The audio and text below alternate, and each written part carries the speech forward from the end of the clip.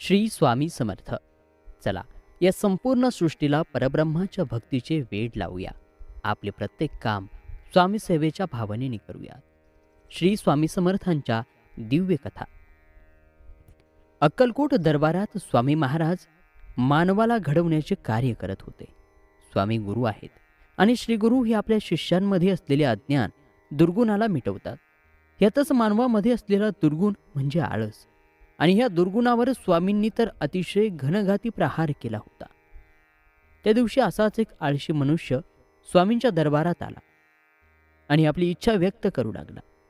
तोच स्वामी महाराज अतिशय क्रोधित झाले. स्वामींचा चेहरा क्रोधाने लालबुंद झाला आणि त्यांच्याकडे बघून 3-4 वेळा मोठ्याने बोलले, आळशी लोकांचे तोंड पाहू नये. स्वामी भक्त हो, स्वामींचे हे क्रोधायमान रूप बघून त्या व्यक्तीच्या सर्वांगाला कापरे सुरू झाले.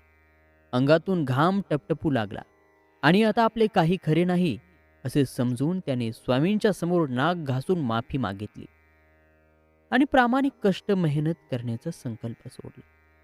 ही सर्व लीला सभोवतालची मंडळी बघत होती. स्वामींना आळशी लोक अजिबात आवडत नाहीत. स्वामींचा भक्त बनायचे असेल तर सर्वप्रथम आळस नावाचा दुर्गुण सोडावा लागेल.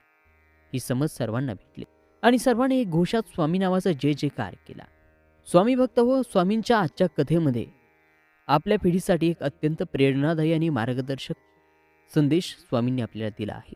असं म्हणतात की आळस हा सर्व अपयशांचा पिता आहे. आपण ज्या कोणत्या कार्यात आळस करतो त्या कार्याचा शेवट अपयश असतो. आणि म्हणूनच स्वामी बोलतात की आपण कितीही देवदेव केले, पूजा अर्चा केली किंवा पारायण जरी केले, पण जर आपल्यात आळस असेल तर त्या कार्याचा शेवट हा अपयश येतो. आणि म्हणून तर स्वामींना आळशी लोकांचा खूप राग येतो. थोडक्यात आज आपल्याला स्वामींचा अनन्य भक्त बनायचे असेल, स्वामींच्या हृदयात ध्रुवस्थान निर्माण करायचे असेल तर सर्वप्रथम आळस नावाच्या दुर्गुणाचा त्याग करावा लागेल. प्रत्येक कर्म स्वामी हुकूम या भावनेने, स्वामी सेवा या भावनेने करायचे आहे.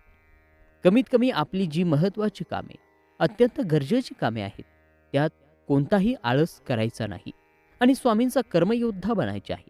बघा, नक्कीच आपण स्वामी महाराजांच्या हृदयात अनन्य भक्ताचे ध्रुवस्थान निर्माण करू.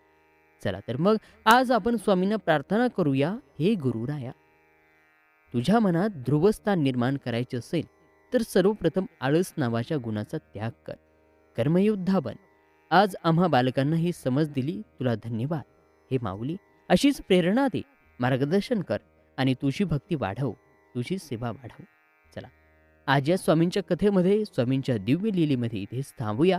तुम्हाला अशाच दिव्य कथा या चॅनलवरती रोज पाहायला मिळणार आहेत. त्यासाठी चॅनल सबस्क्राईब करा, सोबतच्या बेल आयकॉनलाही प्रेस करा, आम्ही अपलोड केलेली दिव्य कथा सर्वात अगोदर तुमच्यापर्यंत पोहोचण्यासाठी.